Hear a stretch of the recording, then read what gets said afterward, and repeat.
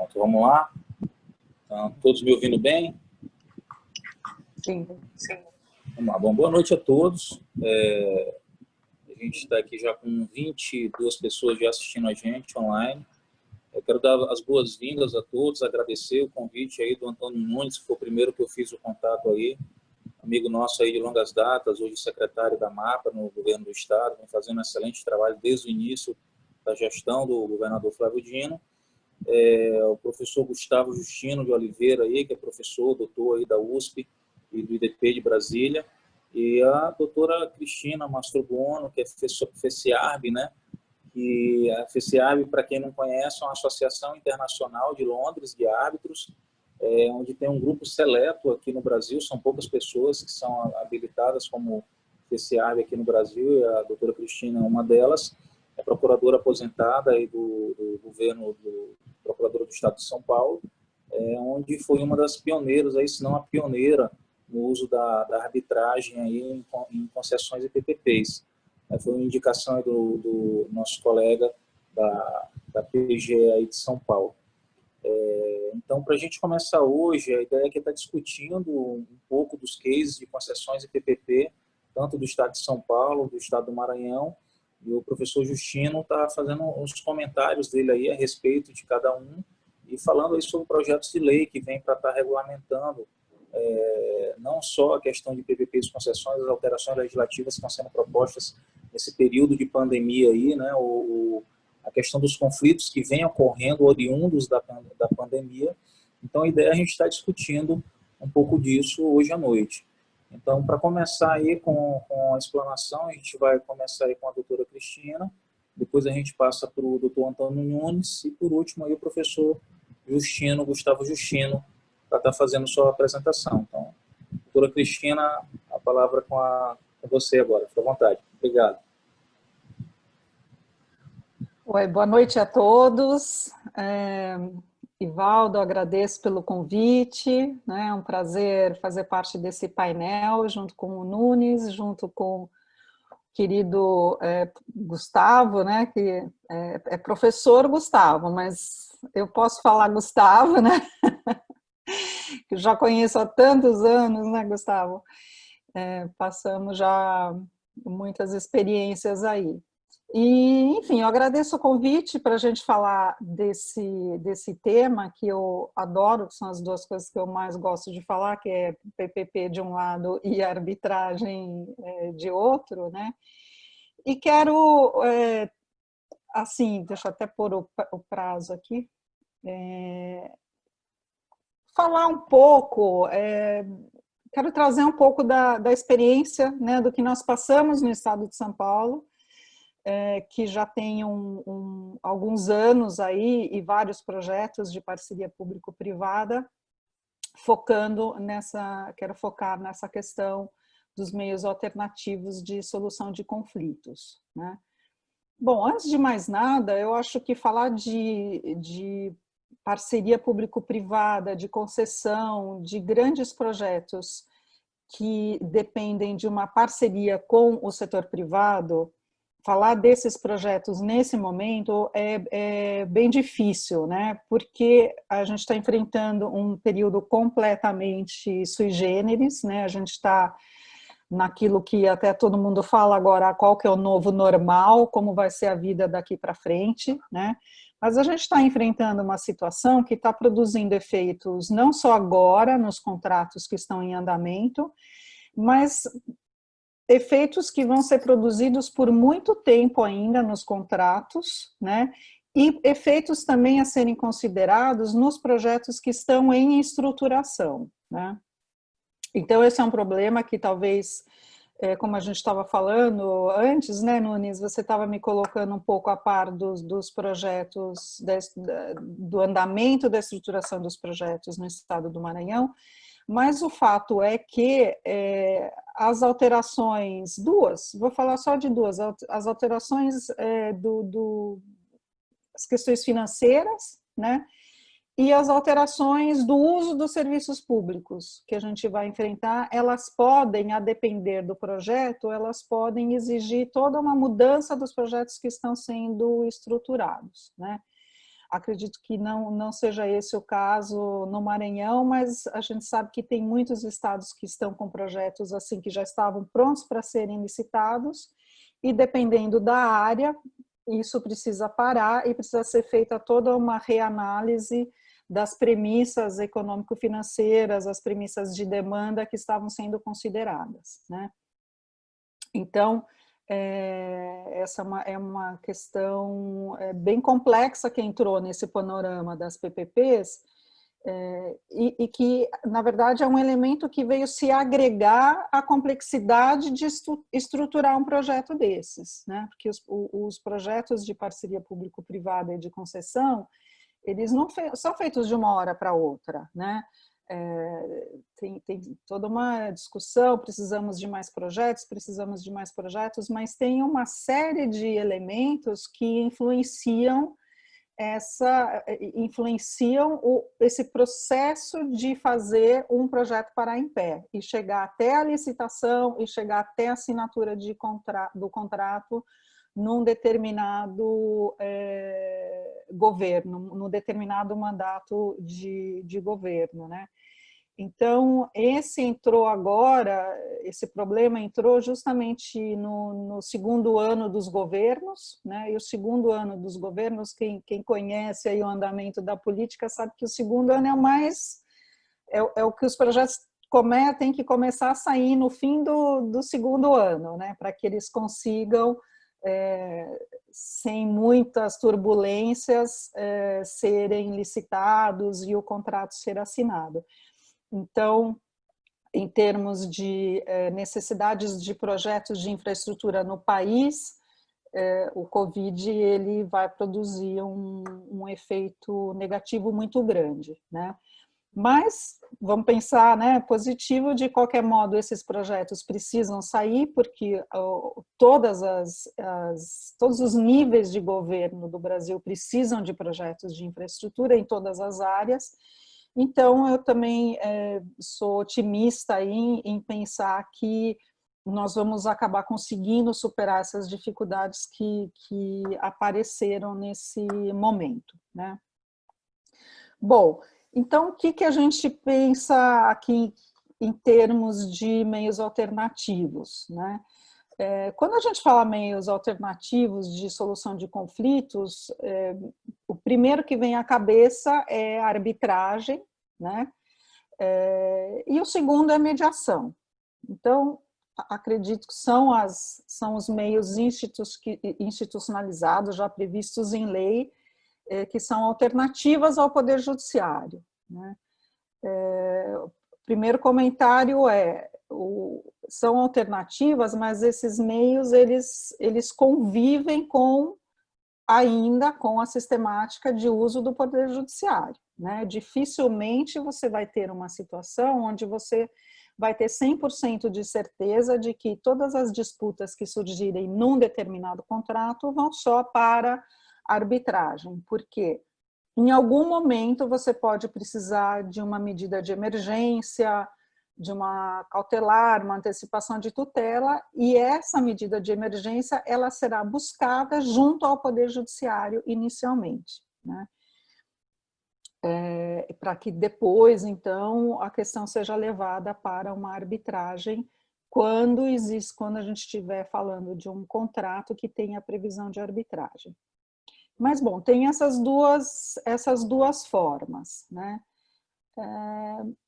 Tem sido uma prática recorrente, ou assim, é aceito pelo mercado em geral, que a arbitragem ela é o meio ideal de solução de conflitos para ser usado nos contratos de infraestrutura, né? Esse é um consenso. Quando nós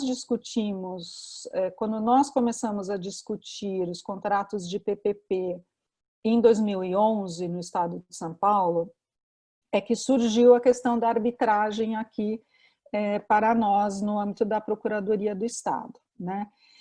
Isso veio assim como uma demanda do mercado, né? Não é que nós começamos a pensar, será que vamos usar a arbitragem ou não?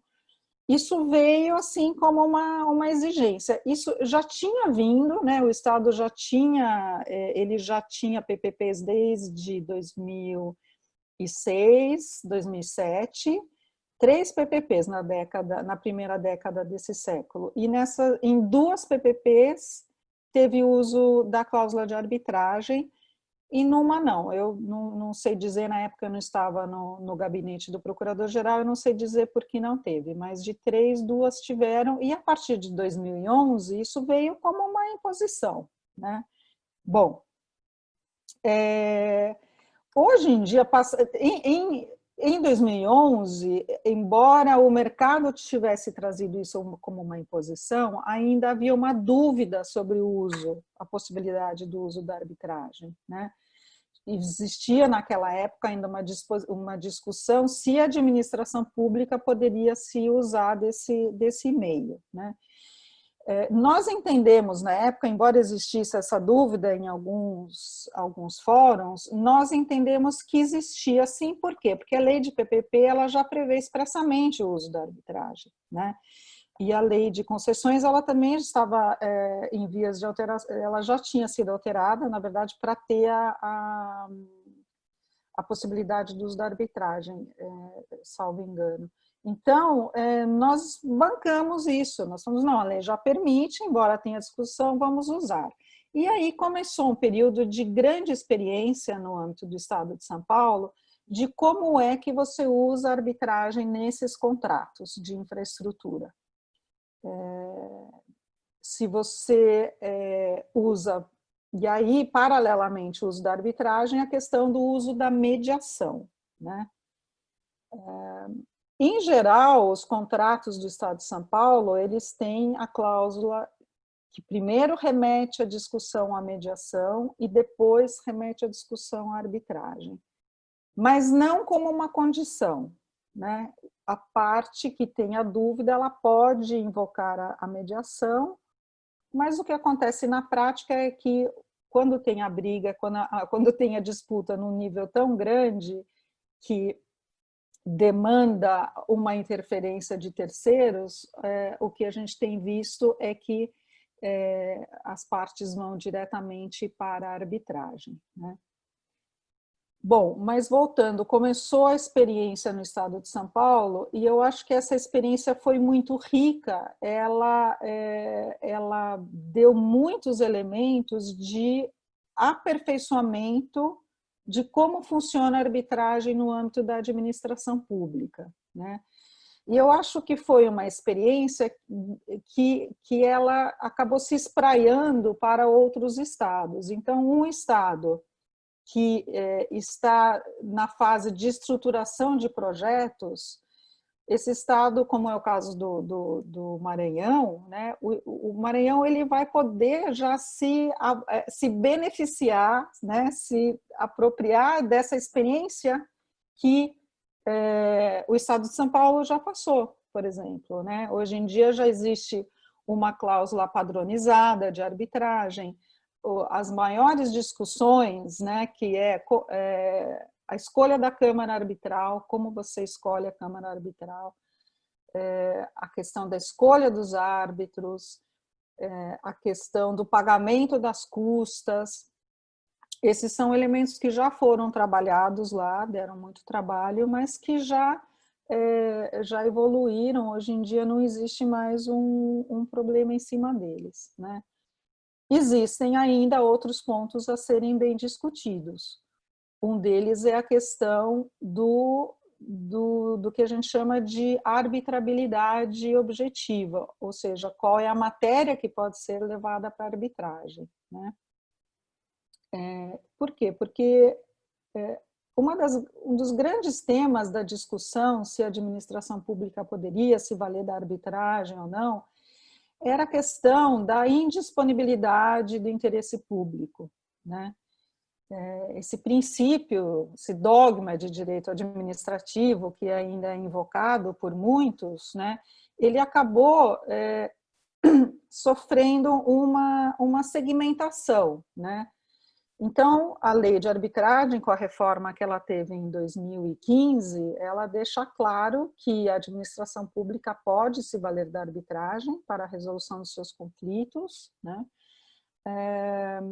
Em relação a direitos patrimoniais disponíveis, né?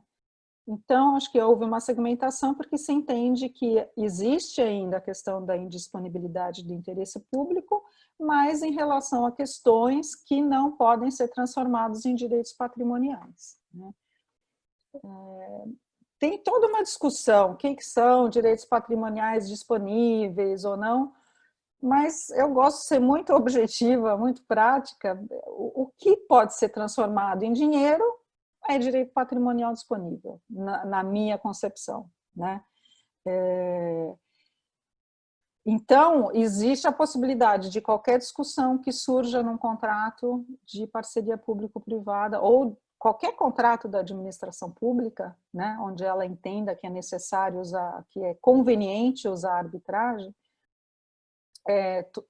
em princípio, tudo aquilo que é relacionado a direito patrimonial disponível pode ser levado para a arbitragem, né? Isso não impede que o administrador, quando ele está escrevendo a cláusula de arbitragem, que ele tome uma decisão de limitar o escopo. Ele pode querer separar um tema, falar, não, isso aqui eu não quero, essa discussão eu não quero que vá para a arbitragem, né? É uma decisão, é lógico que ele terá que viver com as consequências daquilo, porque pode ser então que a arbitragem, que sejam criados problemas, né, na hora de interpretar qual que é aquele escopo, mas é uma opção do administrador, né? E assim, e tem inúmeros temas que a gente poderia se aprofundar mais, né? Que eu poderia me aprofundar mais aqui. Quis aqui dar um panorama geral. Eu estou muito à disposição da gente discutir aí depois. Estou disponível aqui para responder perguntas que surgirem. Mas o que eu quis transmitir é assim, a questão de que é importante, na concepção do mercado, é importante o uso da arbitragem e da mediação também, né? Nos contratos. É importante que essas cláusulas sejam muito bem escritas, que elas já considerem todos os elementos importantes de uma cláusula de arbitragem, né?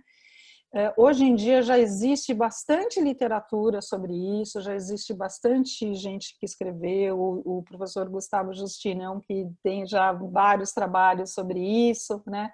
E que eu acho que facilita o trabalho, porque quando nós iniciamos o uso, o desenho da cláusula de arbitragem lá em 2012, 2013, foi bem difícil, foi pioneiro, não tinha muita coisa escrita, e a gente acabou apanhando um pouco, mas ao final acho que fizemos um bom trabalho aí. Então, é importante a análise do que já foi feito para que se aproveite o melhor dessa experiência.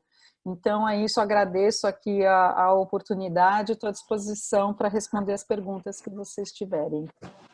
Obrigada. Doutora Cristina, muito obrigado aí pela explanação. É de grande valia compartilhar um pouco da sua experiência aí no uso da arbitragem logo no início, né?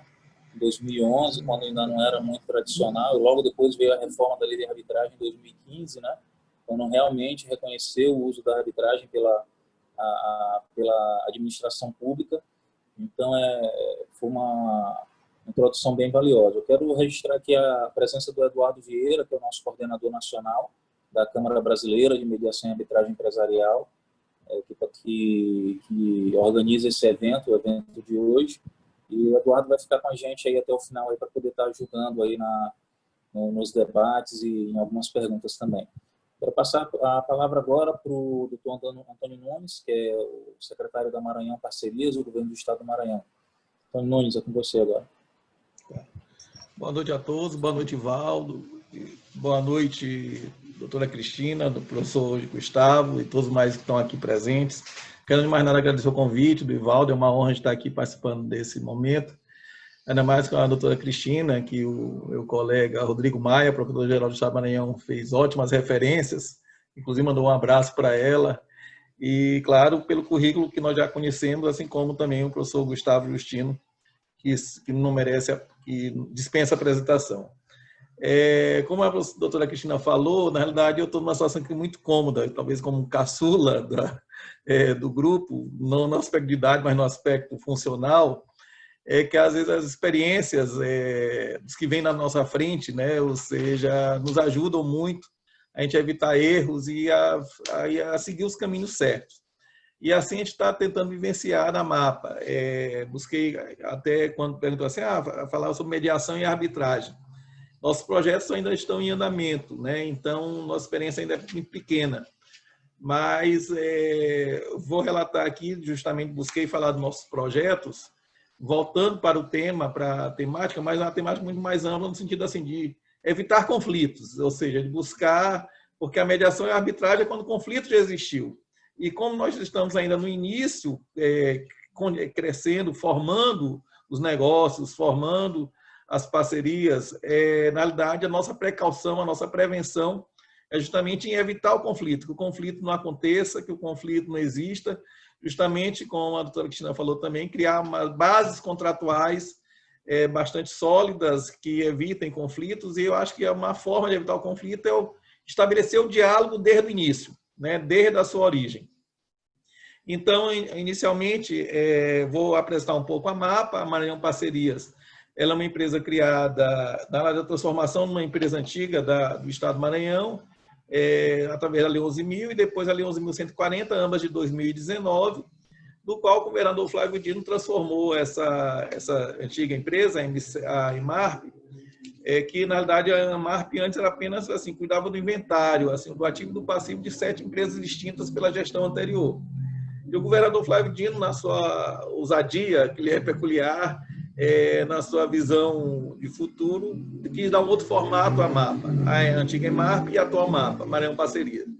E ela tem 3 segmentos, a MAPA. Um é a gestão de negócios imobiliários, ou seja, nós temos todo um ativo imobiliário grande, tanto do próprio Estado do Maranhão, como da própria Emarp, antiga Emarp, já que ela era sucessora da Coab, e daí gerar rentabilidade, fazer com que esses imóveis, que muitos estão hoje não utilizados, alguns ocupados indevidamente, criar receita desses imóveis numa situação de precariedade fiscal que nós vivemos, precariedade financeira. Então, uma das finalidades é que a MAPA passa a gerir, a cuidar dos imóveis do Estado do Maranhão e da própria MAPA. Assim como também poder gerir os imóveis do IPREV, que é o Fundo de Previdência dos Servidores. Então, o primeiro aspecto da MAPA é esse, a gestão imobiliária dos imóveis do Maranhão. O segundo aspecto é a celebração de parcerias privadas, concessões. E quando se fala parceria privada, como o governador Flávio Dino gosta sempre de relatar, é uma parceria em lato sensu, sentido amplo, toda forma de parceria, seja PPP mesmo, estrito sensu, seja concessão, seja um BTS, seja uma parceria de negócios pela Lei 13.303, seja toda forma de parceria com o privado. E, lógico, isso porque fomentando, lógico, o desenvolvimento, estimulando o crescimento, o progresso do nosso Estado com o parceiro privado, gerando mais emprego, gerando mais renda para todo mundo. E o terceiro aspecto é prestar serviços para a própria administração pública do Estado, seja desde áreas como TI, como vigilância, conservação e limpeza, estacionamento, gestão de contratos, lógico que utilizando também o parceiro privado no sistema de parceria, se valendo da Lei 13.303, que é a lei das estatais, que nos trouxe no artigo 28, né, o parágrafo 3º, a possibilidade da parceria de negócio, ou parceria estratégica, como alguns chamam, desde que quando haja, obviamente, a afinidade da atividade fim da nossa empresa com a atividade fim de outra empresa e de acordo com a demanda existente para o Estado atender. E desde que gere vantajosidade, obviamente, para a administração pública e com isso a gente fazer a parceria estratégica. Inclusive, nós temos casos concretos que eu vou falar daqui a pouco. E fizemos um regimento, lógico, baseando nas experiências já exitosas de outros estados, um regimento justamente que te busca ter um diálogo com o empresário, ter um diálogo com o parceiro privado, inclusive várias formas de contato, seja através da reunião, do PMI, procedimento de manifestação de interesse, seja a tomada de subsídios, seja com a requisição de proposta, seja com a requisição de informação, ou seja, mecanismos que hoje estão no nosso regimento, que estão disponíveis no site da MAPA, da Maranhão Parcerias, que justamente a gente celebra, inicia um negócio, uma parceria com um amplo diálogo, uma ampla formação. E, inclusive, eu já até alterno aqui a minha fala, já citando um exemplo concreto e exitoso, que é no estacionamento. O Ivaldo, que é de São Luís, sabe. Na verdade, antes eu vou falar. Nós tínhamos um prédio aqui no Maranhão, edifício João Goulart. É um prédio que estava abandonado há mais de 20 anos. Era um prédio do antigo INSS. Esse prédio foi embargado, a sua obra. E é um prédio bem no centro da cidade, próximo ao Palácio dos Leões, quem conhece São Luís sabe onde fica, que na verdade servia de moradia para moradores de rua, para traficantes, inclusive aconteceu um homicídio, e o Estado não tinha condições de realizar essa obra, né? Entra ali que é a questão financeira. Nós não tínhamos condições, o orçamento era mais de 20 milhões de reais, um prédio de 10 andares, 6 mil metros quadrados, e aí nós, ainda era da Secretaria de Governo, fizemos um BTS, do qual fizemos um contrato de 20 anos, para o qual o privado ele iria reformar o prédio e teria a locação desse imóvel. A gente fez a cessão do imóvel para eles, pelos 20 anos, e ele tiraria esse investimento da reforma com a locação durante 20 anos. E, juntamente com isso, ele fica também com o contrato de manutenção predial, preventiva e corretiva, bem como serviço de ar-condicionado e manutenção de elevadores.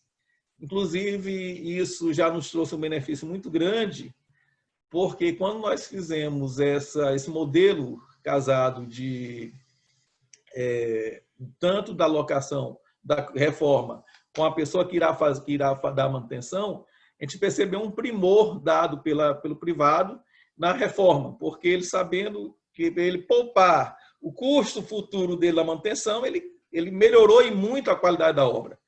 E com isso fizemos BTS, e já também com uma experiência de diálogo, nós criamos, quando da construção, da reforma, a gente criou uma comissão técnica que era formada por vários órgãos do governo, como o Segovia, a Secretaria de Turismo, de Infraestrutura, e isso, tivemos uma relação muito boa, muito construtiva com o privado, com o empresário, quando da reforma do prédio.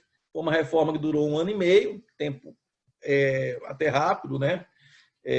Já que é um prédio que estava abandonado há mais de 20 anos, teve reforço estrutural, e com isso fizemos a comissão técnica, que foi um exemplo, que a gente pode citar um case de sucesso no diálogo com o empresário em alguns conflitos que existiram durante a execução da obra. E assim como também tivemos um termo de parceria com o Instituto do IFAM, o Instituto de Patrimônio Histórico e Artístico, já que é tombado o prédio, que também muito nos facilitou justamente a execução da obra. E hoje o prédio está ocupado, lá funciona a Vice-Governadoria, a Casa Civil, Secretaria de Governo, Secretaria de Esporte e Lazer, Gabinete Militar e Secretaria de Comunicação e Articulação Política, com 500 funcionários. Então, o primeiro case que a gente pode citar, que começou pela Segovia e concluído pela MAPA, foi a criação de uma comissão técnica no qual, justamente, de acompanhamento dessa obra e, justamente, um diálogo constante, permanente com o empresário. Aí, sim, em função desse prédio que foi reformado, no qual que teve 500 novos usuários no Centro Histórico do Maranhão, precisávamos de estacionamento. E todo o centro, toda a cidade, se sabe a dificuldade que se tem de estacionar. E nós tínhamos uma área próxima ao prédio, do qual que era da União, a União nos cedeu e precisávamos fazer um estacionamento.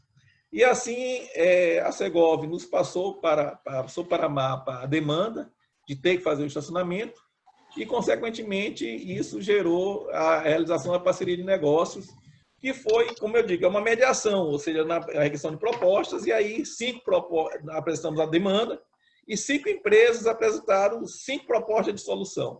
E a solução foi construída, ou seja, acabou se formando um modelo no qual eu acredito, já estamos há um ano nessa situação, quase um ano nessa situação, em que se demonstra claramente que a requisição de proposta acabou se mostrando a forma que foi, que fizemos, com várias sessões públicas, primeiro definição da modelagem jurídica, depois a questão financeira, e com isso se construiu, e até eu acho assim, acaba saindo todo mundo satisfeito, né? Pode até depois, não satisfeito, vamos riscar para ver que não foi clara e conformado.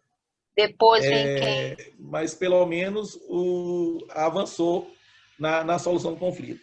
E aí, esse é um exemplo que nós estamos dando. Nós temos também outros, o tempo está correndo, nós temos exemplos também, então, o estacionamento e o João Goulart são exemplos, claro, um de BTS e outro de uma parceria estratégica que, com o diálogo, com a mediação, se alcançou um resultado bem positivo e estamos tendo bons resultados.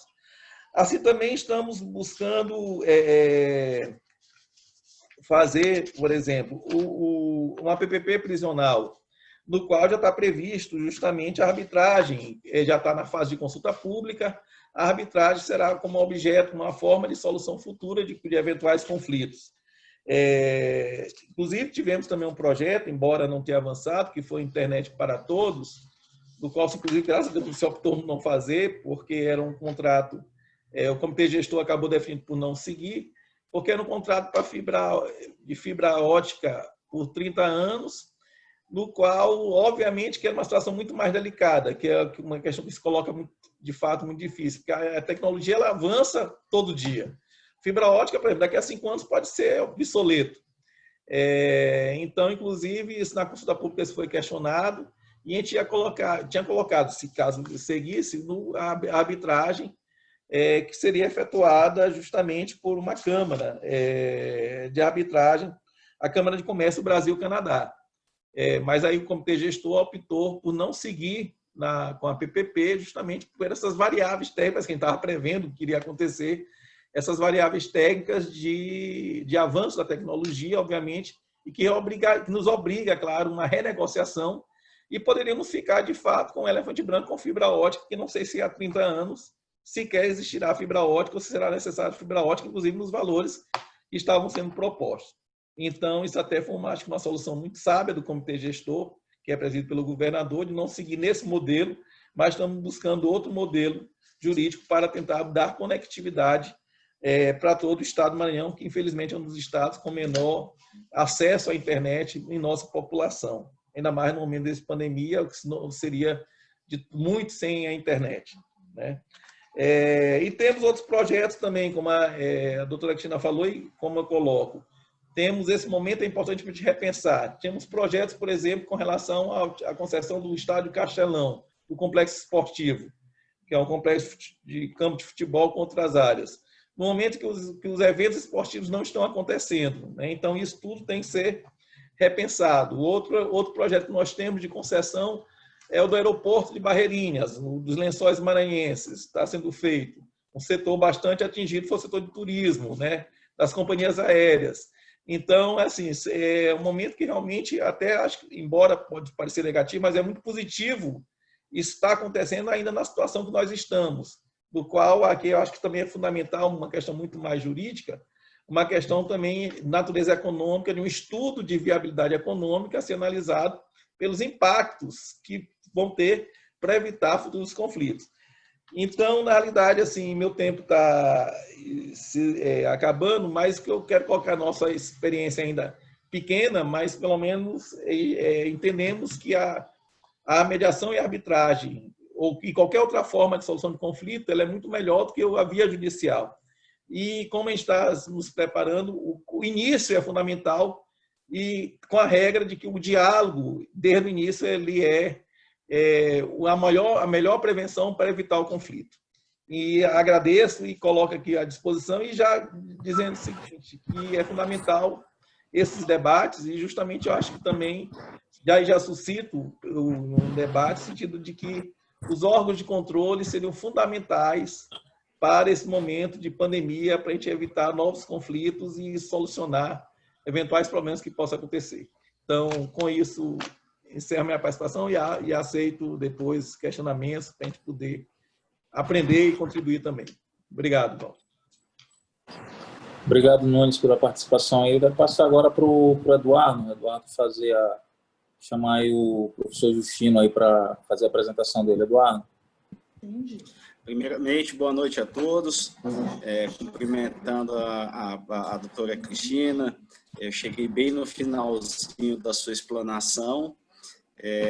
Eu acho que uma das últimas viagens que eu fiz, eu tive a oportunidade de vê-la falando lá na OAB São Paulo, pela comissão, acho que foi uma reunião da comissão de arbitragem da OAB São Paulo, não recordo bem.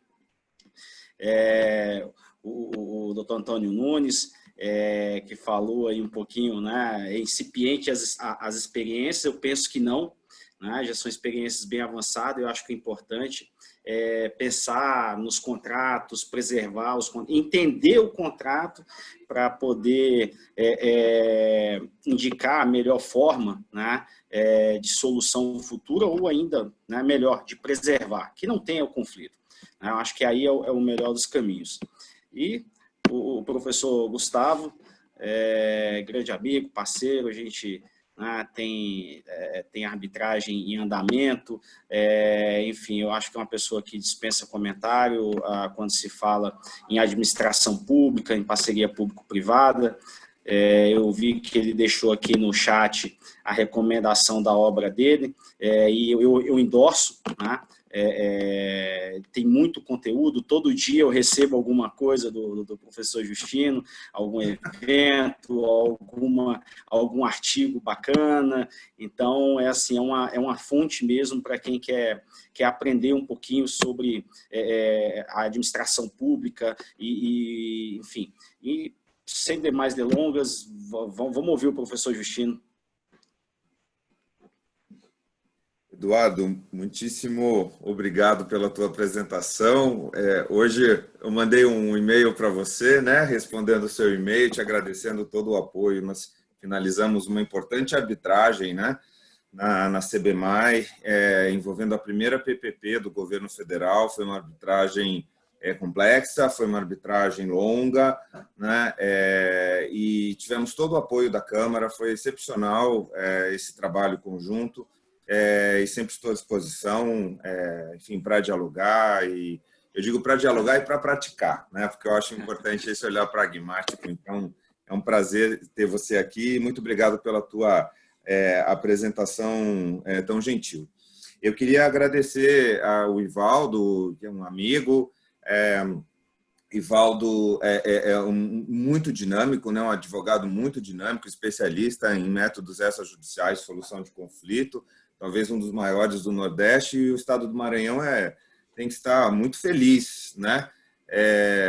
Por vários motivos, né? Quer dizer, são várias as personalidades, né? O Ivaldo é uma delas e está no Maranhão, está ali, né, para conversar com todos vocês. Então, Ivaldo realmente tem uma atuação impecável nessa área, e é um grande interlocutor, muito qualificado. Tão qualificada é a interlocução que eu tenho e a amizade que eu tenho com a doutora Cristina Mastrobuono. É sempre um prazer ouvi-la.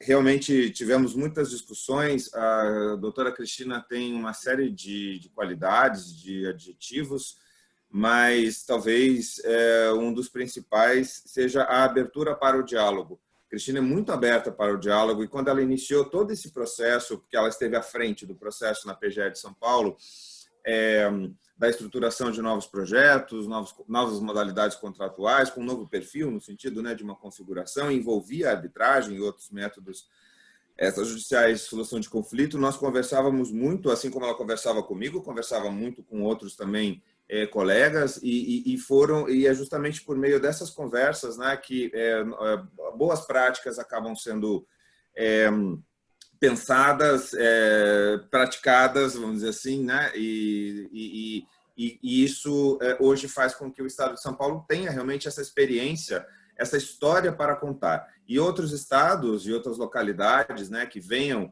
agora também internalizar a arbitragem, mediação e outros métodos extrajudiciais de solução de conflitos, eu vou chamar de MESCs, já podem contar com essa experiência de São Paulo. Ouvi atentamente também o Antônio, aqui a experiência da estatal maranhense. Eu queria me congratular também com o Dr. Ronaldo Andrade, eu sei que ele está por aqui. Dr. Ronaldo é presidente da Comissão de Direito Administrativo da OAB de São Paulo.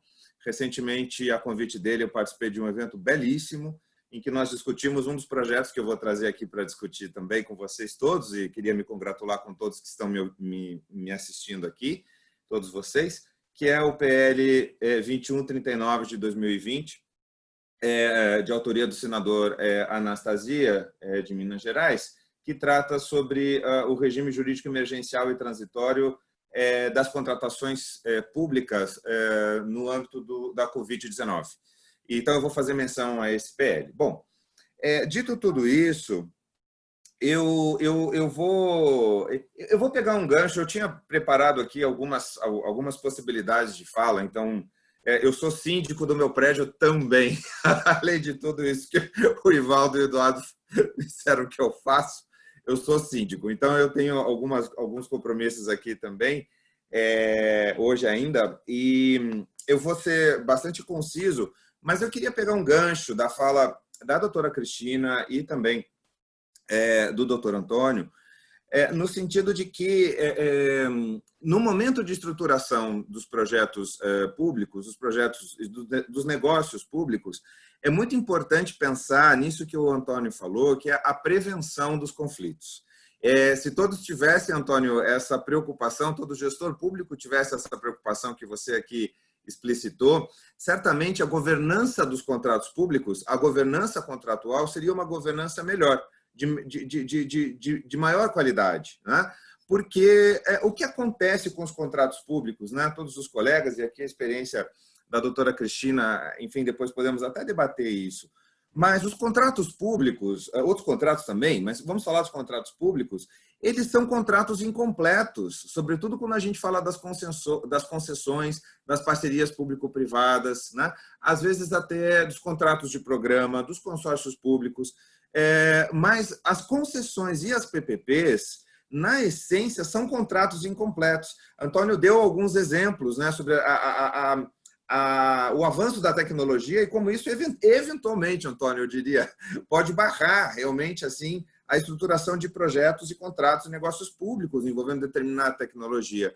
Mas nós temos que partir do pressuposto, isso é muito interessante, que os contratos públicos, é impossível ao gestor público ele antever todo o conteúdo do contrato. É impossível, né? Antônio deu alguns exemplos de dificuldades aqui. Então, nesse sentido, partir da premissa que os contratos existem, devem ser formulados, obviamente, né? Tem uma configuração original, mas o que vai acontecer? Temos que partir da premissa de que eles são incompletos. Eles deverão ser completados à medida que a execução contratual for ocorrendo. Pode soar algo assim, meu Deus, né? Que coisa, mas aí como é que fica Lex Contractus, né? Enfim, não, tudo isso é válido. Porém, como a regulação do Estado ela incide, sobretudo, em atividades que o próprio Estado executa, e muitas vezes ele acaba delegando a terceiros, vamos falar dos grandes serviços públicos, saneamento, energia elétrica, telecomunicações, enfim, o que vai acontecer? Vai acontecer que a regulação também vai completar esses contratos. Então, quando nós partimos, primeiro que nós nos acalmamos, né? Nós nos acalmamos, o gestor se acalma. E aí existe uma teoria, enfim, né, da incompletude dos contratos, que não é só dos contratos públicos, mas os contratos públicos são essencialmente incompletos. São contratos relacionais. Então, nem todo contrato é relacional, mas os contratos entre público e privado, as parcerias, né, que são de longa duração e tudo mais, são contratos relacionais. Então, assim, o contratado ele tem essa relação com o poder público, ao mesmo tempo, ele, além de contratado, ele também é agente regulado. Enfim, então, nós temos aí uma série de questões que são muito próprias dos contratos públicos, né? Onde é que eu quero chegar? Eu quero chegar que, quando nós pensamos na configuração dos contratos públicos, quando estamos pensando também na prevenção de conflitos oriundos desses contratos, a adoção de métodos extrajudiciais de conflitos, eles importam muito na própria estruturação do projeto, na própria estruturação desses contratos que, na sua origem, são incompletos. Então, eu acho que esse é um primeiro passo, porque, ainda que se busque a prevenção dos conflitos, Antônio, esses conflitos vão emergir. Não é impossível que não emerjam, até porque nós estamos falando de contratos, concessões e PPPs de longa duração. No Brasil, qualquer contrato que seja um pouco maior, um prazo maior de 1 ano, já é um contrato de longuíssima duração. Né? Mas, deixando de lado essa constatação, contratos de concessão, eles são de 5, 10, 15, né? E a PPP pode chegar a 30, né? Um pouco mais de 30 anos e tudo mais. Então, nesse sentido, é muito normal que conflitos existam, até porque esses contratos vão passar por vários governos, né? Que vão ter olhares diferentes. Então, o conflito é inevitável nos contratos públicos. O melhor é fazer exatamente, buscar a sua prevenção, mas ocorrendo o conflito, que ele seja resolvido, né? E que ele seja resolvido rápido, que ele seja resolvido de uma maneira técnica. Geralmente são conflitos complexos, né? E por pessoas que entendam, então, dessa resolução. Nesse sentido, eu queria só aproveitar, então, essa fala do Antônio, e a Cristina também tocou nesse ponto, para dizer o seguinte, para além, eu vou falar da arbitragem, né? Meu recorte é arbitragem, falo aqui não somente como professor, né? Escritor, enfim, mas também como árbitro há mais de 10 anos. Né? E a minha especialidade são os contratos públicos. A arbitragem que eu exerço é uma arbitragem que envolve contratos firmados pelo poder público. Né? Então, o que acontece? Nós podemos falar que a arbitragem ela tem várias potencialidades, vamos dizer assim, para apoiar essa segurança jurídica que se espera dos contratos públicos, que são incompletos na sua origem, na sua essência. Né? Então, eles serão instáveis na sua essência. Então, a arbitragem não é só para solucionar o conflito lá na ponta, ela tem potencialidades de alguma maneira, estabelecer uma linha mais estável. Ela procura estabilizar esse vínculo entre o público e o privado, que é um vínculo que deveria ser estável, mas, em virtude de vários aspectos, vários fatores, ele não é. Né? Então, só a escolha da arbitragem terá algumas potencialidades. Essas potencialidades, para quem está nos assistindo, eu acabei explorando um pouco nesse artigo que foi publicado, que eu menciono aí no chat, no livro Contraponto Jurídico, da editora RT. O artigo se chama Agenda da Arbitragem com a Administração Pública, é um artigo de 2018. Bom, então, potencialidades. A arbitragem, ela não vai valer para todos os contratos públicos, mas para concessões e PPPs, ela tem uma potencialidade enorme de estruturar e conferir maior estabilidade ao vínculo do público do privado. Então, a arbitragem ela é uma escolha estratégica para determinados tipos de contrato, e não para todos.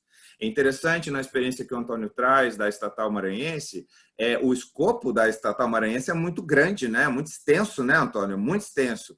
Então, adotar, por exemplo, a arbitragem para todos os contratos da estatal talvez não seja o melhor, mas para alguns contratos que tenham determinadas características. Algumas características, por exemplo, então, seriam contratos de alta complexidade, que demandam uma resolução altamente técnica e célere, né, dos conflitos, como são, por exemplo, os contratos da área de infraestrutura. Né? E quando a arbitragem, o outro lado, né, ela vai ser utilizada de maneira indiscriminada em todo e qualquer contrato público, ela pode não ser vocacionada para um determinado tipo de contrato. Por exemplo, contratos de prestação de serviços de trato sucessivo, né, que não tenham complexidade, ou aquisição de alguns bens, né, mais comuns. Então, a arbitragem não casa muito com isso, porque ela acaba sendo mais cara, né? Ela vai exigir toda uma gestão do poder público, que às vezes essa gestão ela demanda muita energia do poder público. Então, a arbitragem me parece ser reservada para casos de contratos que têm objetos de uma complexidade maior, necessidade de uma técnica maior, né? E que é interessante também, contratos com um prazo de duração, né? Um prazo de execução digamos, não tão curto, né? Porque a arbitragem, como eu disse, os litígios vão acontecendo e a arbitragem vai solucionando. Como ela age mais rápido, né? A decisão arbitral ela é mais rápida que a decisão judicial, né? O que vai acontecer é que a arbitragem ela foca no litígio e o contrato continua sendo executado. E a resposta da decisão arbitral é mais rápida, né? Então, por exemplo, não vai se falar em suspensão do contrato, por exemplo, o que é usual quando se utiliza, né? É muito comum, não usual, mas é muito comum quando se utiliza o judiciário para tentar solucionar aí litígios contratuais. A primeira coisa que o judiciário faz é suspender o contrato. E muitas vezes o contrato fica suspenso para sempre. E aí nada mais é executado. Então, a arbitragem não tem essa característica. Portanto, uma escolha estratégica. Ela reforça, na minha opinião, a gestão eficiente dos contratos, porque ela reforça o dever de aderência dos contratados, tanto público quanto privado, no sentido do compliance, né? A aderência das suas obrigações. A existência da arbitragem tem essa função comprovada, né? Então, porque se os conflitos ocorrerem, a arbitragem vai decidir. Então, é melhor que eles não ocorram. Então, vamos cumprir cada qual a nossa parte no contrato, né? Então, tem esse reforço da gestão eficiente via aderência das obrigações parte a parte. Atrai investimentos nacionais e estrangeiros do setor privado. A doutora Cristina mencionou isso, com a abertura da competição para novos e melhores players. Então, tem essa arbitragem, tem não só, né? Mas ela e um conjunto de outros fatores acaba atraindo mais o setor privado para aquele projeto, para aquele negócio. Ela reduz custos de transação, desde que a sua previsão esteja combinada a existência de uma adequada matriz de risco, né? A partilha de responsabilidades. Mas é também o que o Antônio falou. Para além disso, o momento pré-contratual, que é onde podem ocorrer, por exemplo, procedimentos prévios de MIP, MPMI, também importam. Então, a ponte que se estabelece entre os procedimentos prévios pré-contratuais ou negociais, né, com a arbitragem é algo que confere mais eficiência aos contratos. Isso é extremamente importante, essa ligação em que o Antônio já nos mencionou. Estimular a obtenção de propostas mais vantajosas formuladas pelos licitantes e a função de prevenir litígios contratuais decorrentes de inexecução intencional de cláusulas e obrigações contratuais. Para além disso, a arbitragem também ela pode servir como um mecanismo compensatório e mitigador de riscos, no sentido de que todo contrato público ele tem como ele vai ter um prazo longo de duração, ele vai sofrer bombardeios, vamos chamar assim, de crises financeiras, crises políticas ou riscos políticos, inconsistências regulatórias. A gente está vendo agora os efeitos da Covid sobre os contratos públicos, eu vou falar disso mais para o final. Então, a arbitragem, ela como que é um mecanismo compensatório e mitigador, não de todos os riscos, mas de muitos desses riscos que eu mencionei. E isso é bom para a estabilidade do vínculo. Além disso, a arbitragem ela promove a desjudicialização por meio do reforço da transparência e da celeridade na solução dos litígios administrativos, ela fortalece os negócios públicos em geral, ela afasta a regra de suspensão da execução do contrato, que eu mencionei, que acaba sendo muito usual quando o litígio é judicializado. O tempo de resolução do litígio é infinitamente menor quando comparado ao tempo de solução do litígio no judiciário. A gente tem, claro, hoje as métricas todas do CNJ, né, que vem ajudando muito, né, os jurisdicionados, né, a obterem a resposta judicial com mais rapidez. Porém, a gente, nos contratos públicos, ainda é uma realidade, quer dizer, às vezes aquele litígio ele dura 5, 10, 15, eu tenho casos de 20 anos no judiciário como advogado, e sem resolução, né? A média de duração de uma arbitragem depende, claro, sempre da sua complexidade de um contrato público, é 1 ano e meio, 2. Às vezes nós passamos para 3 anos, mas aí já vai para exceções. Geralmente, em 1 ano e meio, 2, a gente termina e para menos até, né, dependendo da complexidade, mas uma complexidade média, 1 ano e meio, 2, nós já terminamos com essas arbitragens envolvendo litígios públicos. o que é importante, e também o Antônio traz isso, a previsão da arbitragem, ela tudo isso que você falou, que a estatal maranhense vem buscando, Antônio, que é um consenso, uma negociação, enfim, né, um estreitamento de laços com o poder público, enfim, para facilitar, né, e conferir mais estabilidade e eficiência ao vínculo com o setor privado. A arbitragem, ela renova, ela reforça esse espaço que eu menciono, espaço de consensualidade. Então, é muito usual, e a doutora Cristina depois pode até falar sobre isso, é muito usual que, muito embora haja previsão de cláusula arbitral e a arbitragem ela seja instaurada para solucionar um litígio, durante o processo arbitral, geralmente já na primeira fase, as partes pública e privada elas fecham um acordo, Antônio. Então, elas de alguma maneira se sentem mais recepcionadas, vamos dizer assim, perante o tribunal arbitral, que é um corpo técnico, né, de especialistas naquela área, objeto do contrato, ao menos tem que ser assim, e elas se sentem confortáveis. E aí, dentro daquele tribunal arbitral, então, é fechado um acordo, e esse acordo depois acaba sendo ali homologado, vamos dizer assim, né? E uma vez homologado, ele acaba solucionando o litígio, né? Então, é uma solução negociada dentro de uma arbitragem. A arbitragem traz isso, ela estimula esses acordos. Então, por último, eu acho que a gente percebe que ela é facilitadora do cumprimento mais célere das obrigações contratuais e de eventuais pagamentos de indenizações determinadas pela via arbitral. Aqui é a comparação com os precatórios requisitórios judiciais, né? Como a arbitragem ela pode ser utilizada em sede de contratos firmados tanto pela administração direta quanto indireta, nos casos de direitos patrimoniais disponíveis, a gente percebe que a formação do título executivo, né, extrajudicial, no caso o laudo arbitral, ele do título executivo judicial, né, ele é uma formação muito mais rápida do que a formação do título lá no processo jurisdicional.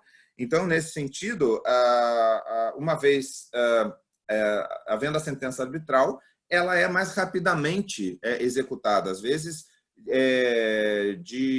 livre, espontânea, ela é espontânea, o cumprimento é espontâneo por parte do poder público, por exemplo, quando ele pede, ou mesmo, né, com base no privado, enfim.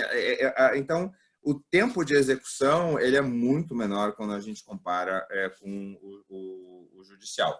Bom, eu achei interessante trazer isso justamente pela fase em que os projetos que o Antônio mencionou, da Estatal Maranhense, estão.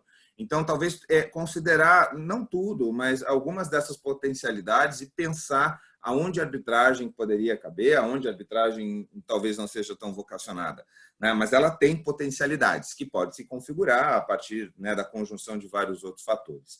Bom, aí eu já vou para a segunda e última parte da minha fala, que é trazer o que hoje está sendo discutido como novidade envolvendo a arbitragem e contratos públicos. Então, nós temos duas novidades aqui. Uma é do âmbito da Covid, que eu já mencionei rapidamente, né, que é o projeto de lei 2139 de 2020, eu vou falar no final.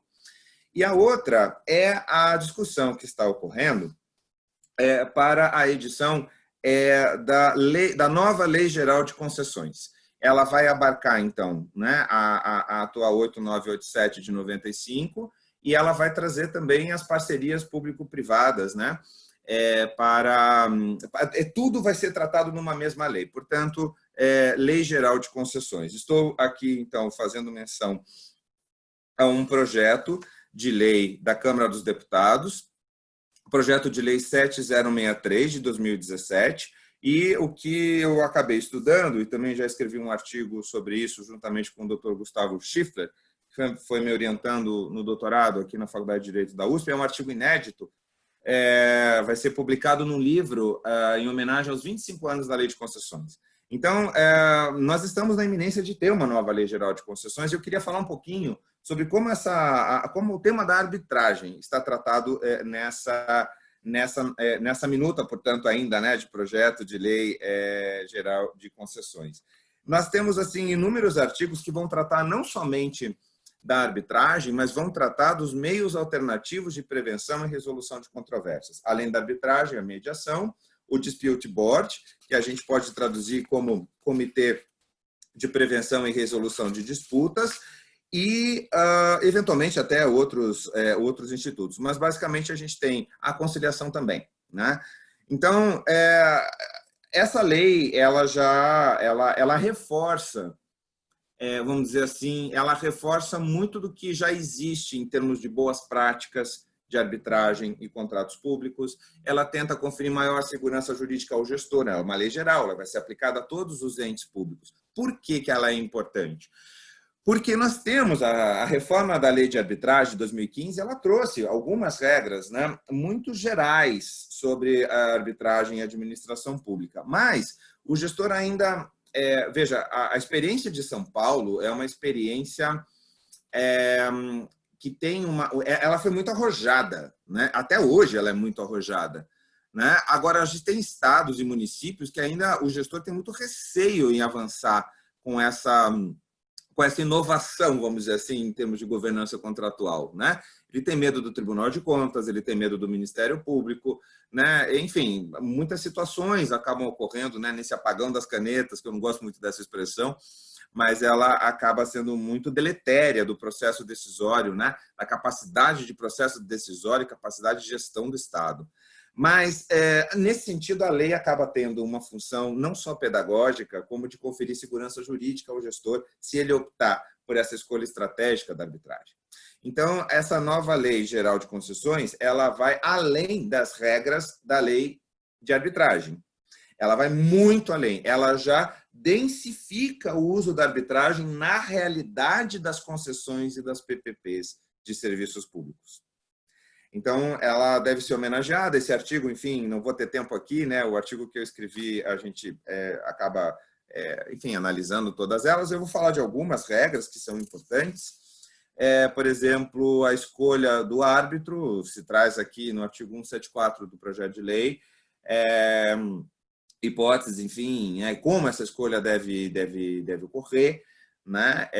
Esse ato deve ser um ato motivado, deve observar critérios técnicos, né? E também, ao mesmo tempo, ele é um ato motivado, mas a indicação de um árbitro, ela é estratégica, né, para o poder público, assim como é para o privado. Então, na verdade, é um processo administrativo que deve ser motivado e deve ser conferida sigilosidade a ele, e o projeto traz isso, ao menos até o momento em que a arbitragem se ultime, né? Então, não há necessidade, mas o procedimento ele tem que existir, né? A fundamentação da indicação tem que existir. Então, é um critério já de direito público, que não está na legislação geral, né? Não está na lei de arbitragem, eventualmente está em regulamentos dos entes públicos, eventualmente está assim, em algumas normas técnicas, infralegais, mas é importante quando ela vem, né, e essa regra como uma regra geral a ser aplicada a todos entes federados, né? Também ela traz, por exemplo, eu vou falar só de duas inovações a mais, né, porque não vai dar para falar de tudo, ela traz muita coisa nova, mas eu acho muito interessante, ela faz um elenco não taxativo de hipóteses em que a arbitragem pode incidir. Então, o artigo 176, ele traz, claro, todos os casos de direitos patrimoniais disponíveis, porque a lei de arbitragem, né, diz que os litígios devem ter esse objeto, essa qualificação, mas aí ela diz lá, parágrafo único do 176, poderão ser submetidas à arbitragem, entre outras, as controvérsias relacionadas a inadimplemento de obrigações contratuais por qualquer das partes, incluídas a incidência das suas penalidades e o seu cálculo, questões relacionadas ao reequilíbrio econômico-financeiro, interpretação das regras de distribuição de riscos, né? E aí ela traz também a possibilidade da rescisão do contrato de concessão por iniciativa da concessionária. Vejam essa inovação, porque a rescisão, na legislação atual, ela só pode ser feita da concessionária no judiciário. E aí ela traz, né, a nova Lei Geral de Concessões, ela traz essa hipótese para o caso de arbitragem, né? Então, é um avanço muito considerável. Ela traz uma série de outras regras, dizendo que a arbitragem deve ser de direito, não pode ser de equidade, né? As regras de direito em que se baseará a decisão arbitral serão as regras da legislação brasileira, enfim, aí é uma série de outras regras. Mas eu queria destacar uma inovação, que é o artigo 178 dessa nova Lei Geral de Concessões, que ainda é um projeto de lei, como mencionei. Veja que interessante o 178. Aí ele já está preocupado com a execução das decisões arbitrais. E é muito inovador. 178. A sentença arbitral que decidir o pedido de reequilíbrio econômico-financeiro do contrato fixará o valor devido à parte vencedora e competirá ao poder concedente implementar o reequilíbrio mediante as seguintes medidas, quando admitidas pelo contrato de concessão. Tem que estar previsto no contrato.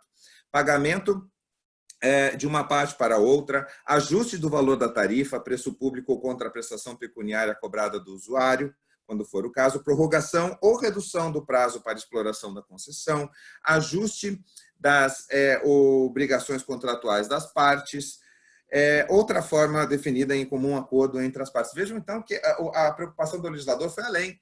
Já é uma preocupação que é tanto do poder público quanto do privado, né?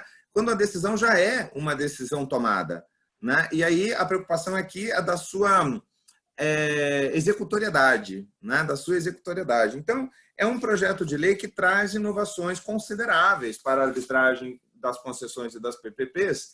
E o meu artigo, esse livro deve sair ali por outubro, mais ou menos, né? Porque esse ano que a lei de concessões completa 25 anos e provavelmente esse projeto de lei, enfim, agora com a pandemia, não sei, mas a expectativa é que até o final do ano ele seja aprovado no Congresso, né? Ele já foi analisado pelo Poder Executivo, a minuta final, que já propôs algumas alterações e que serão discutidas no Congresso Nacional.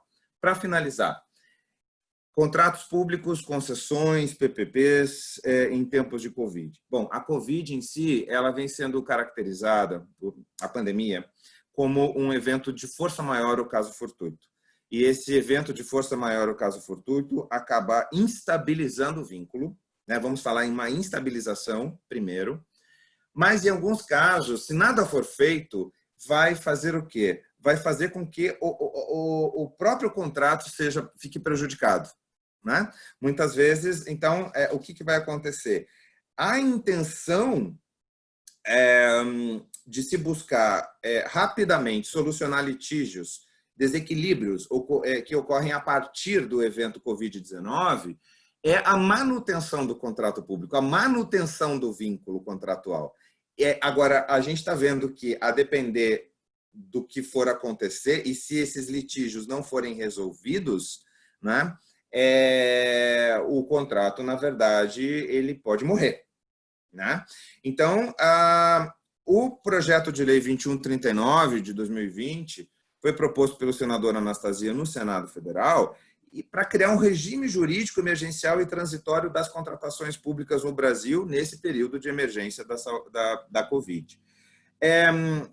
Ele tem um perfil de regras que não são cogentes. São regras como que elas vão estar, provavelmente, nesse texto legislativo final, como possibilidades ao poder público e ao particular que, dentro de um acordo, então, podem tentar salvar o vínculo contratual, né? E aí uma série eu diria que é uma série de opções, é uma série de técnicas, né, que podem ser lançadas para justamente os contratos, os litígios decorrentes desse período da Covid sejam solucionados e os contratos mantidos, ou seja, que eles não sejam necessariamente rescindidos. Um outro ponto que é muito interessante desse regime jurídico emergencial e transitório é que aquela ideia de que a administração, então, porque se a força maior, nem a administração é culpada, né, como contratante, e nem o contratado vai ser culpado, né? É o evento que aconteceu, né? Excepcional, extraordinário. E aqui a possibilidade, claro, de um acordo também, por exemplo, de uma partilha, né? De que a decisão ela ocorra a partir de um acordo entre as partes e que cada uma acabe, digamos assim, assumindo determinados prejuízos, mas que haja um compartilhamento dessa assunção de prejuízos. e não que a administração assuma tudo e nem o contratado assuma tudo. Então, é muito interessante esse regime. Eu não vou poder falar de todo ele, né? Lembrando que foi aprovado recentemente, já foi sancionado, né? O regime jurídico emergencial das contratações privadas, que é de um projeto também do senador Anastasia, e estou me referindo à Lei 14.010, que foi sancionada agora no dia 10 de junho de 2020. Ela tem um outro perfil, né? Mas aqui o perfil é público mesmo, então ela tem a ver muito com possibilidade de execução mitigada dos contratos para que eles sejam mantidos, uma governança contratual melhor, né? Que haja, assim, digamos, uma revisão das cláusulas contratuais. Bom, mas aí o que isso tem a ver com a arbitragem? O artigo 10 desse projeto de lei, ele diz: os contratos de que trata o parágrafo 2º do artigo 1º, que são todos esses que a gente está tratando hoje, poderão ser aditados para prever a adoção de meios alternativos de solução de conflitos relacionados à aplicação desta lei, especialmente a arbitragem e a mediação prevista, respectivamente na Lei 9307 e na Lei 13.140. E aí também acaba mencionando aqui, fazendo uma relação exemplificativa das hipóteses em que esses litígios poderão ser resolvidos pela via arbitral ou, eventualmente, a mediação, né? E nesse sentido, então, esse projeto de lei estimula o uso da arbitragem também para a solução desses litígios no âmbito da Covid, né? Dos contratos públicos no âmbito da Covid. Bom, haveria muito ainda a dizer, mas eu acho que ficam essas informações. Mais uma vez, eu queria agradecer ao Ivaldo pelo convite, também parabenizar a doutora Cristina e o doutor Antônio pelas suas falas. Estou aqui à disposição também para a gente conversar um pouquinho. E, mais uma vez, eu queria indicar para aqueles que se interessaram no tema da arbitragem, o meu curso prático de arbitragem e administração pública da editora RQ, que foi escrito por mim e pelo doutor Felipe Stefano, aqui da PUC de São Paulo. Muito obrigado.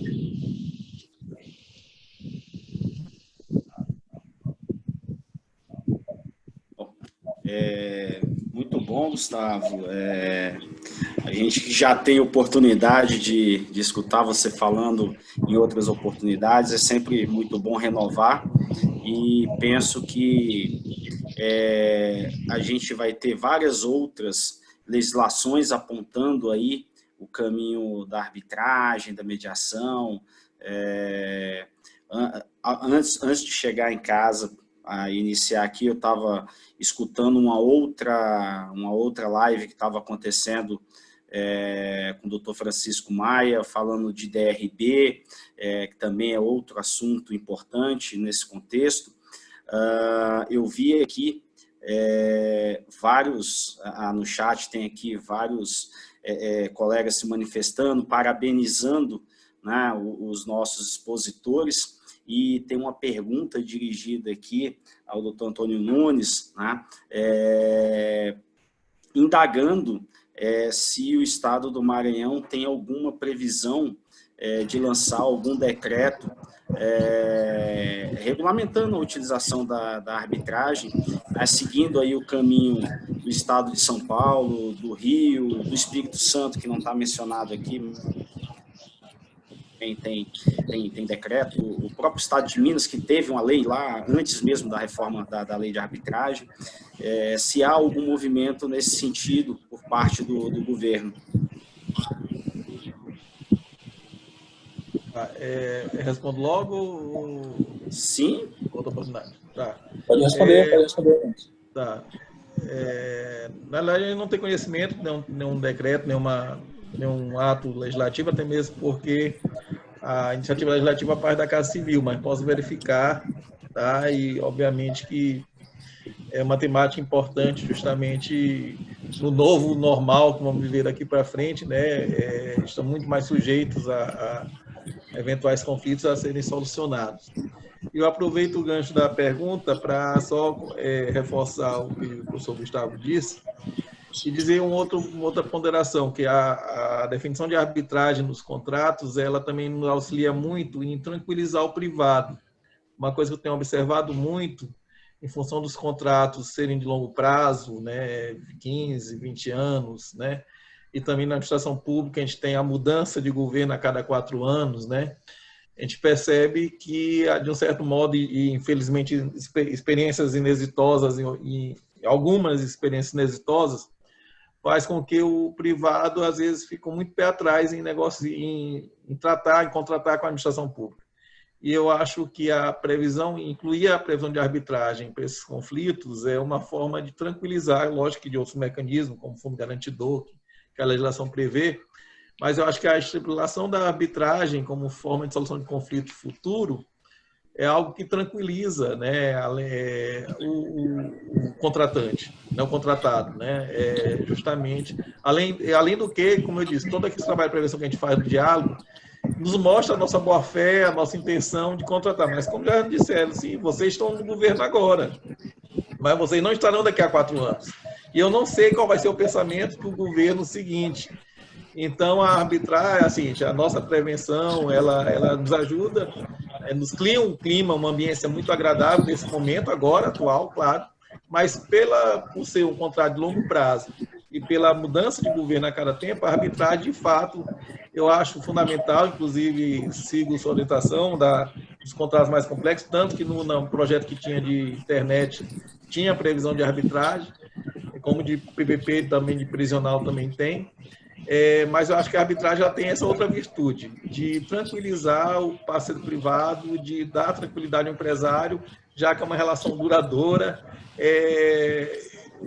pior que o casamento, porque o noivo vai mudar, né? Porque o governador vai mudar, o secretário vai mudar, então não sei com quem eles vão estar lidando futuramente, como isso vai ser a mesma concepção, a mesma proposta, entendeu? Então, acho assim, acrescentar, eu sou simpático, obviamente, à arbitragem, à mediação, claro, já demonstrei isso, e eu acho que a arbitragem tem essa virtude, de tranquilizar o parceiro privado quando inicia um contrato com a administração pública, um contrato de tão longo prazo e com tantas variáveis, inclusive de ordem política, que existe no nosso país. Tá?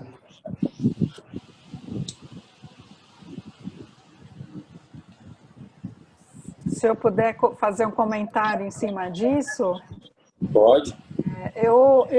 A questão de ter um decreto disciplinando, né? Minas teve lei, mas é porque foi lá foi o primeiro estado, né, que disciplinou. Na verdade, a lei não é necessária, mas agora que a gente tem a lei federal, né? Mas o decreto, ele acaba sendo importante para dar uma segurança para o administrador, né?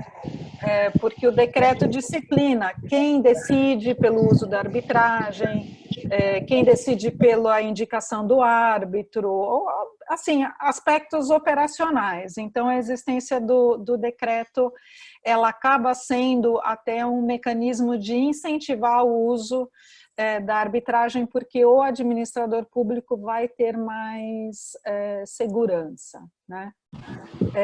Eu queria aproveitar aqui fazer um comentário do que o Gustavo falou. Gustavo, você trouxe elementos aí da nova legislação, né? E você apontou a questão da possibilidade da arbitragem na rescisão contratual, né? Como sendo uma grande inovação. Mas, assim, nós já temos um parecer na PGE do Estado de São Paulo desde 2013. A gente decidiu que a arbitragem pode ser usada também para rescisão. Então, isso já é inserido nos nossos contratos, né? Mas eu acho que, assim, foi mais uma dessas medidas corajosas que a gente tomou, né? Não, sem dúvida, é verdade, bem lembrado, Cristina, e eu disse mais no sentido de uma inovação na legislação, porque até aqui, na legislação federal, né, que é de aplicabilidade assim, nacional e geral, a gente não tinha isso, é justamente o contrário, né? Então, houve essa inovação realmente no estado de São Paulo. Eu só gostaria de complementar o que a doutora Cristina mencionou, a questão da importância, sabe, Antônio, de um decreto regulamentar ou de um regulamento de arbitragem, enfim, pode ser também tratado, ele pode tratar de outros métodos extrajudiciais, como a mediação, pelo seguinte, para além de conferir segurança jurídica ao gestor, se ele pode optar, vamos dizer assim, de maneira fundamentada, motivada pela arbitragem, ele o fará com mais tranquilidade, né? Com paz, vamos dizer assim. Né? Então, o decreto ele é importante porque ele vai dizer exatamente todas as fases que o gestor tem que cumprir, né? Sobretudo visando também a verificação da decisão do gestor, seja por controles, órgãos de controle interno do ente público, mas também por órgãos de controle externo, Ministério Público e Tribunais de Contas, por exemplo.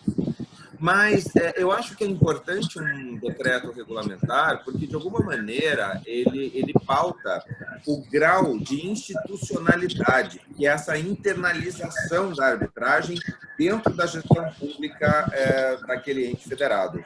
Porque, veja, não te corrigindo de maneira alguma, e eu concordo com você quando você diz que a previsão da arbitragem, da cláusula arbitral, ela atrai investimentos, ela atrai investidor, né? Ela atrai propostas, né? Ou interessados no projeto público. Isso é verdade.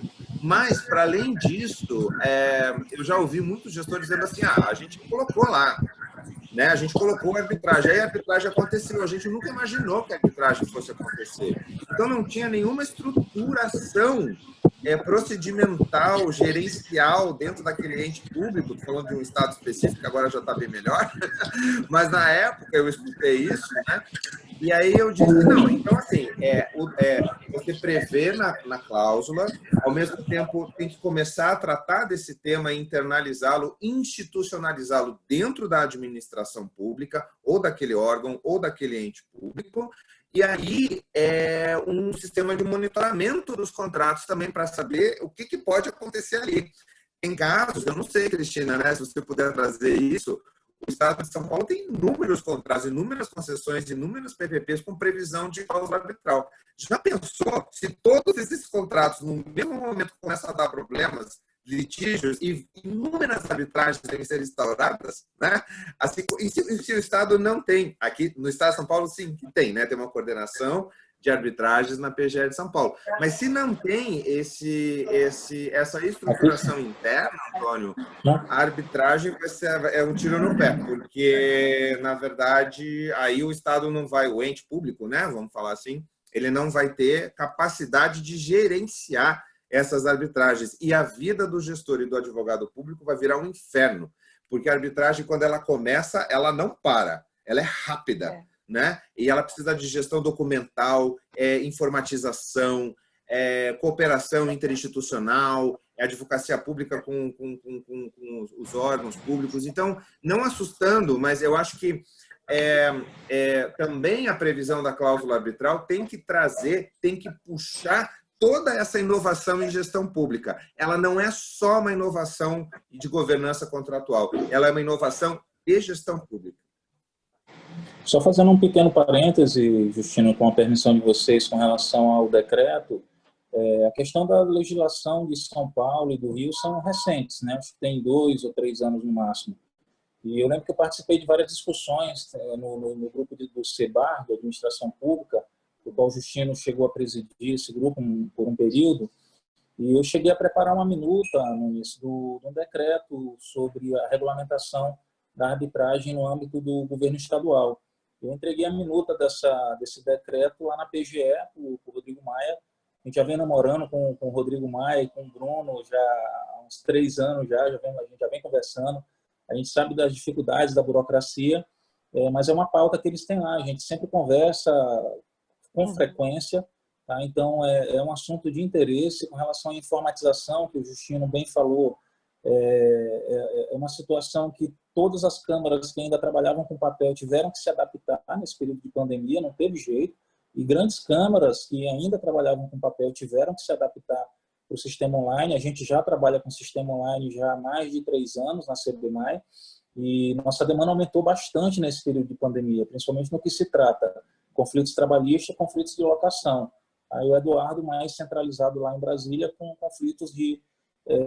teve uma arbitragem com a administração pública que o professor Justino participou. E o professor Justino está sempre dando as consultorias dele para a gente aqui. De vez em quando eu ligo para ele, troco mensagem, ele me manda alguns artigos aí para poder estar embasando, estudando, né, e embasando com relação ao uso e à segurança, né, do uso da arbitragem pela administração pública na administração pública.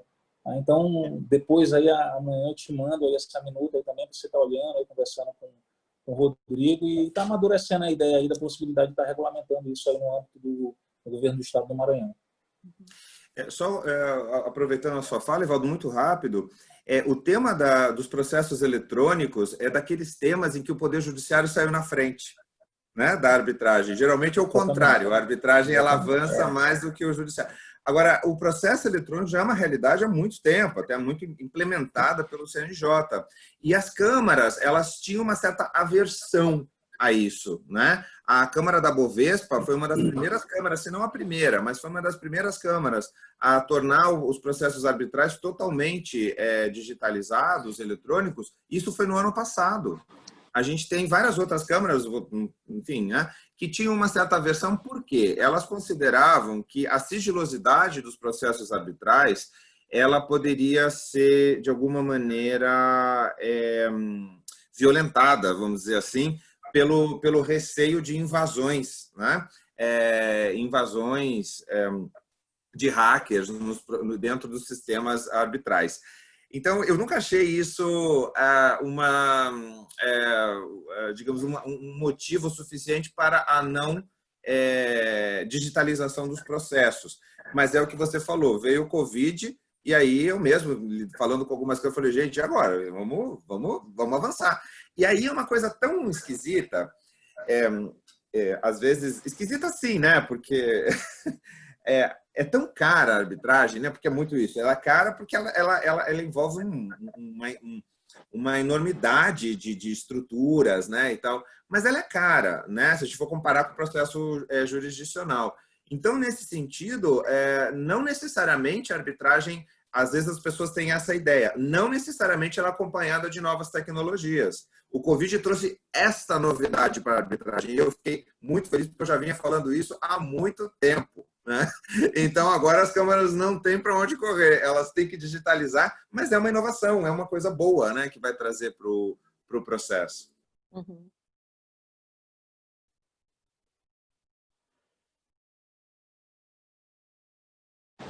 Bom, se alguém mais quiser fazer algum comentário ou fazer alguma pergunta... Eu queria comentar ainda aqui o que o Nunes trouxe sobre a questão da gestão do contrato, né? E eu senti isso de perto, enquanto eu ainda estava na Procuradoria, o quanto essa gestão de perto com o meio de juntas técnicas, né, que são um tipo até de dispute boards, né, mas o uso dessas juntas técnicas ele acaba sendo de extrema importância na execução de contrato, e eu costumo falar que é o conceito mais puro da parceria, né? Porque quando a gente fala parceria público-privada, não é como a aquisição de um equipamento pela 8666, que você compra e nunca mais você vai se encontrar com aquele vendedor, né?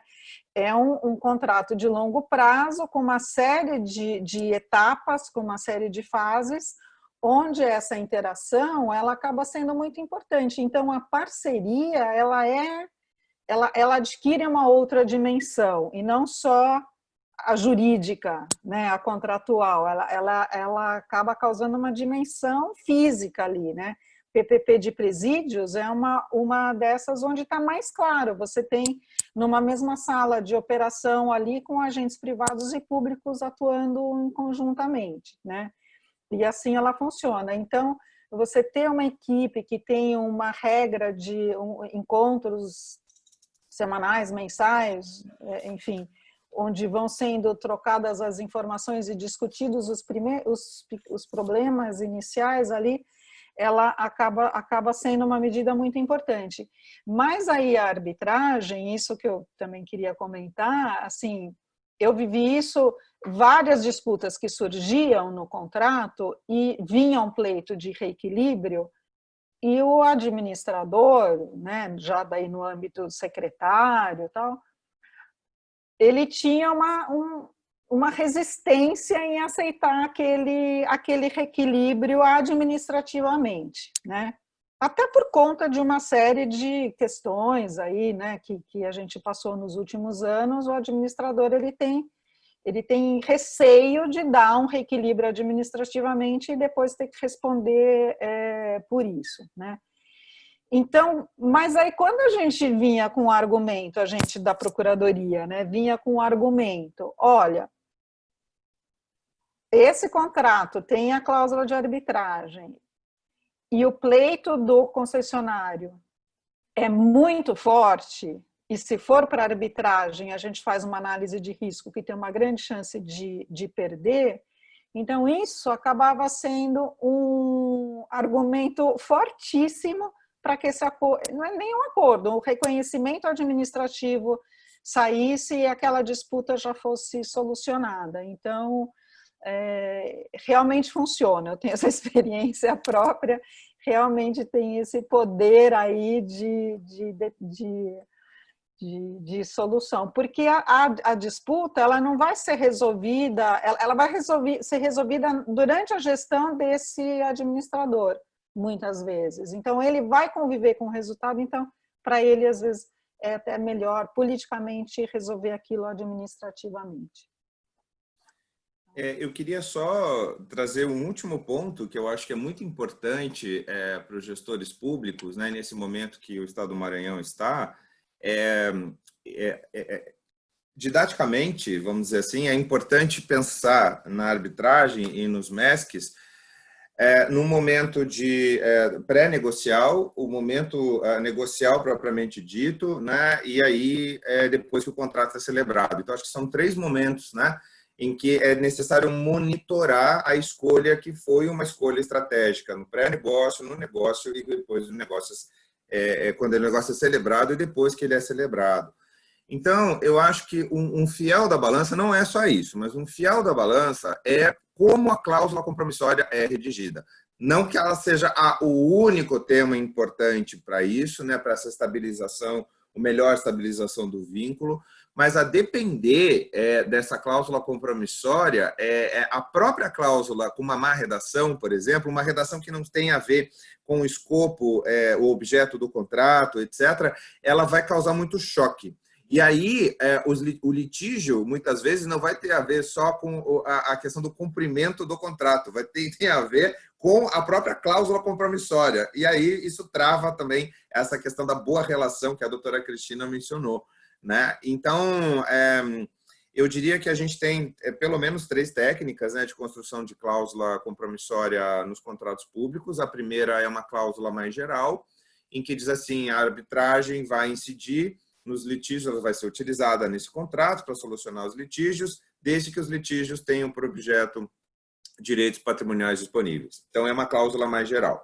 Uma outra cláusula, uma outra técnica, é o método de uma delimitação exemplificativa das hipóteses de incidência da arbitragem. Então, a cláusula já é construída, por exemplo, como a minuta do projeto de lei de concessões acaba estipulando alguns casos exemplificativos de hipóteses em que são casos de direito patrimonial disponível e que a arbitragem vai incidir, né? Mas, para além de outros casos que não aqueles elencados na cláusula, também pode desencadear a arbitragem, desde que se trate de direitos patrimoniais disponíveis.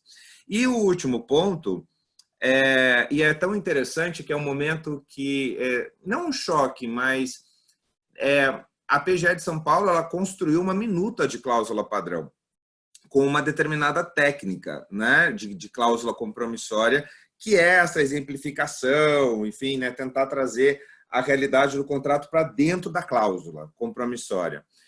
E a agência reguladora, a Artesp, ela inovou, né, e, de certa maneira, ela traz uma terceira técnica de cláusula compromissória, em que ela fecha as hipóteses em que a arbitragem vai incidir, dos litígios, ela fecha. Então, seria de delimitação, uma delimitação de números clausos, né? Uma delimitação estrita de casos. Bom, então, se você fecha os casos de hipóteses, aí a arbitragem incide ali, essa técnica da Artesp, né? Dos novos contratos que a gente tem visto de concessão de rodovias, não é a técnica utilizada pela cláusula padrão da PGE de São Paulo.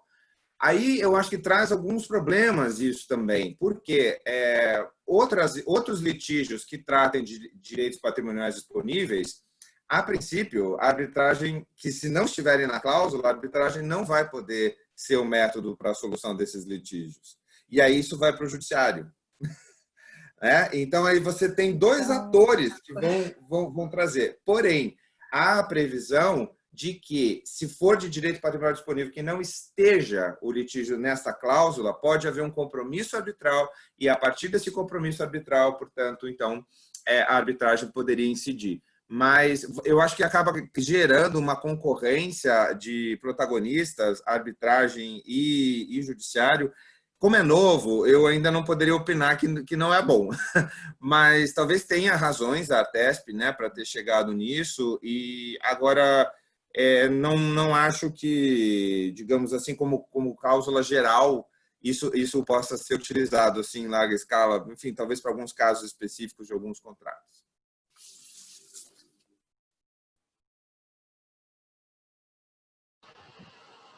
Bom, amigos, fica aberto aí para debate, para perguntas. Nunes, se quiser fazer algum comentário, alguma colocação, alguma pergunta. Acho que tem uma pergunta aqui, só um pouquinho.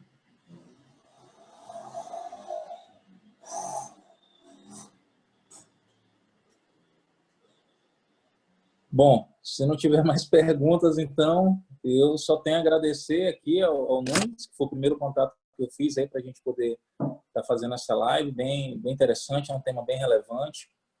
Acho que era o momento de a gente estar discutindo isso um pouco aqui a nível do estado do Maranhão. Agradecer ao professor Gustavo Justino aí, que é um parceiro de primeira hora, tá em todas as lives aí do Brasil, a gente tem acompanhado aqui.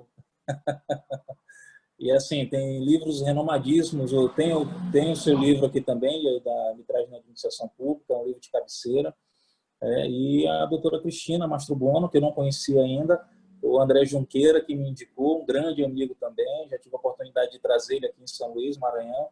Ele e o professor Gustavo fizeram uma apresentação para a gente sobre a arbitragem na administração pública aqui na Federação das Indústrias do Estado do Maranhão, e foi muito bom.